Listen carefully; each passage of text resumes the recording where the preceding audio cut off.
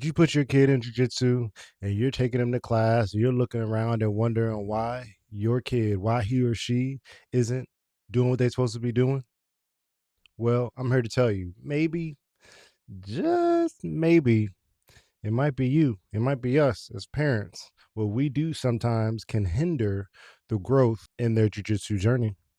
Yep. So I'm gonna give you four things that you probably should stop. No, that you should immediately stop doing to help your child grow in jujitsu. My name is Patrick. This is Forward and Flowing.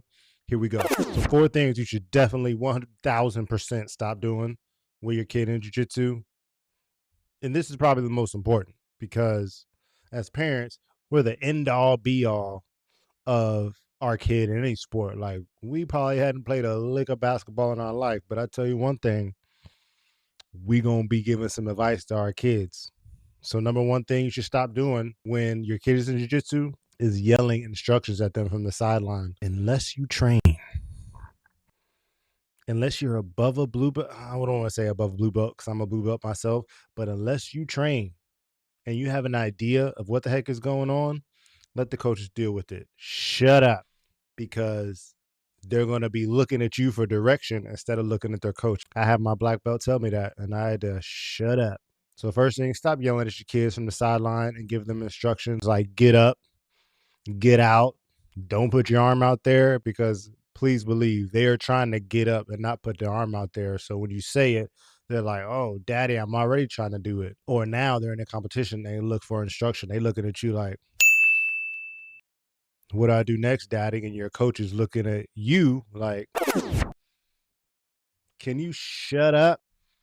Okay, I had to stand up for this because I need people to hear me and see me to know exactly what I'm talking about, of how important this is, because I've been there. I say it in my previous videos, she made me pull my hair out, but she's gotten better and she's turning the corner. But number two thing that you should stop doing that may be hindering your child's progress in jiu-jitsu or any combat sport for that matter is I'm gonna call it the shoulda, coulda, wouldas. And what I mean by that is you get in the car, you riding home back from jiu-jitsu, your baby in the back, and you're like, you know what, Samantha, instead of going for that arm bar, maybe you should have went for the triangle choke. Maybe instead of playing in practice and having a grand old time, you can start paying attention. Because if you would have paid attention, maybe you would have got gold in that competition. Listen, but y'all don't hear me. My daughter's been in jujitsu for a while. And I don't know how many times I said I shoulda, coulda, you shoulda, coulda, woulda did this, shoulda, coulda, woulda did that. And one day she told me, she was like, Daddy, but did I do good? I was like, yeah, baby, you did really good. And she was like, well, why do you keep saying I should have did this and I should have did that? And I literally put my foot in my mouth.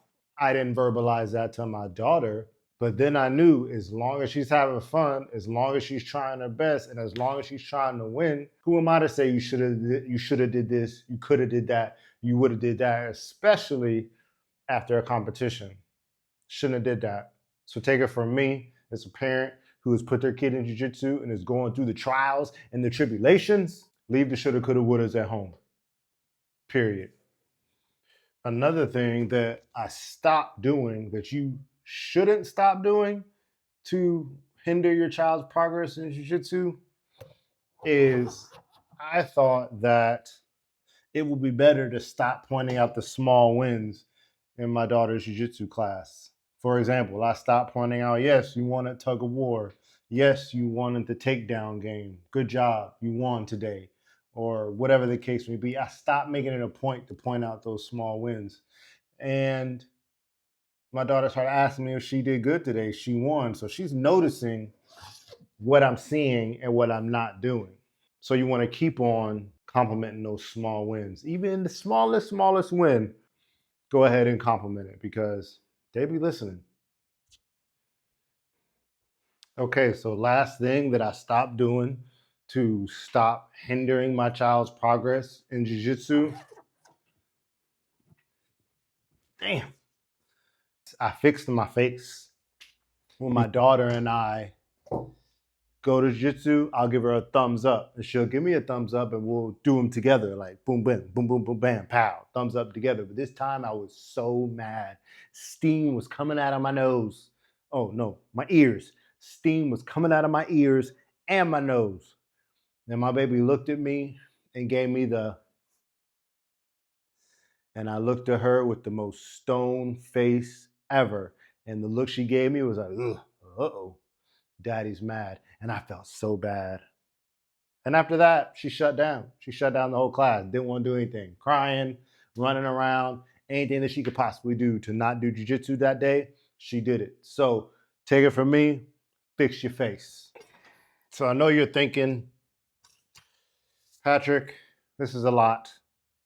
I know it's a lot. We're just trying to be good parents and try to prepare our kids for anything, God forbid, happens in the real world. Or maybe you literally just put your kid in jiu-jitsu and you don't know what to expect. But that's okay. We're going to talk about that next, and it's going to be right here.